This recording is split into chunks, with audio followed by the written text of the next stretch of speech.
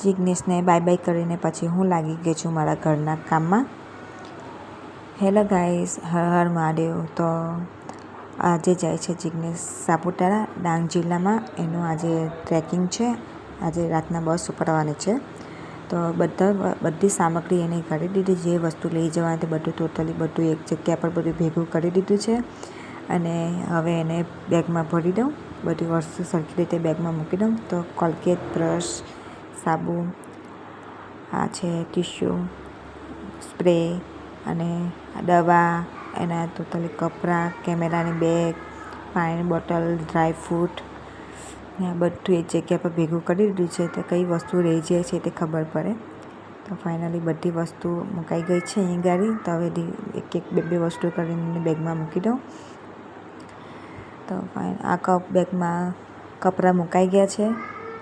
કોલગેટને એ પણ મુકાઈ ગયું છે. આ ડ્રાયફ્રૂટની ડબ્બો મૂકી દઉં હવે, કારણ કે કાચની બોટલ હતી કદાચ ફૂટી જાય એટલે એને સ્ટીલના નાના ડબ્બામાં ભરી આપ્યું છે ડ્રાયફ્રૂટ. અને ખરેખર ટ્રેકિંગ પર જાય ત્યારે આવી પ્રોટીનવાળી વસ્તુ એ લોકોને જરૂર બેગમાં મૂકી આપવાની.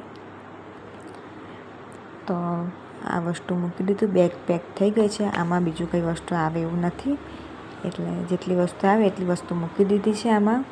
તો ફાઇનલી એક બેગ રેડી થઈ ગઈ છે. હવે એની આ છે પોલિથીન, પ્લાસ્ટિકની થેલી છે.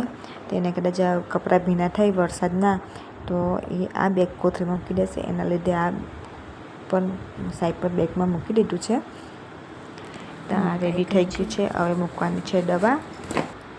તો વિક્સ છે, ઝંડુબામ છે, પછી આ દવા છે ને આ ગરમ પટ્ટો છે. તે પણ હું બેગમાં મૂકી દઉં, કારણ કે થોડાક દિવસ પહેલાં સાપ પકડવા પણ એ પડી ગયેલા હતા. તો એને થોડુંક હાથમાં એમાં દુખે છે એના લીધે તે પણ બેગમાં મૂકી દીધું. તો એને દવા પણ બેગમાં મુકાઈ ગઈ છે. તો એક બેગ કમ્પ્લીટ થઈ ગઈ છે આ ટ્રેકિંગની. તો હવે નાની બેગ પેક કરવાની છે. તેમાં મૂકવાનું છે રૂમાલ, ટિશ્યુ પેપર, બોરોલિન, આ છે નાની છે ટોર્ચ, કદાચ એને ઇમરજન્સીમાં કદાચ રાતના કંઈક કામ બામ લાગે એના માટે.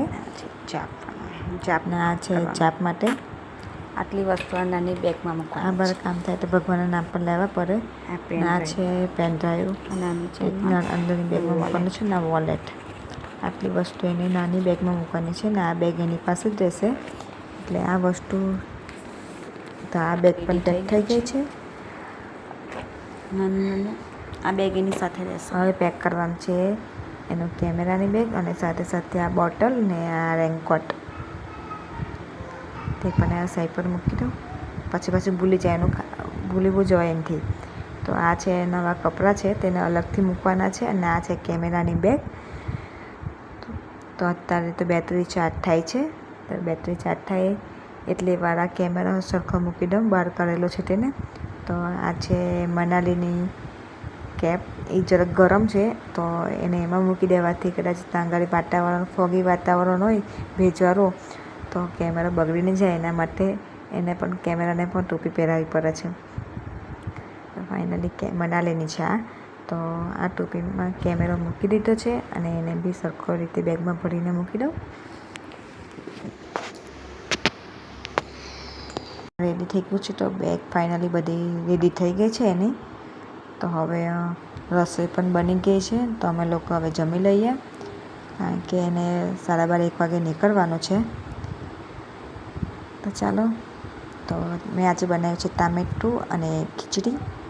રોટલી નથી બનાવી, અને રોટલી કોઈ ના પાડે એટલે ખાલી ટામેટું ને ખીચડી ખાઈએ.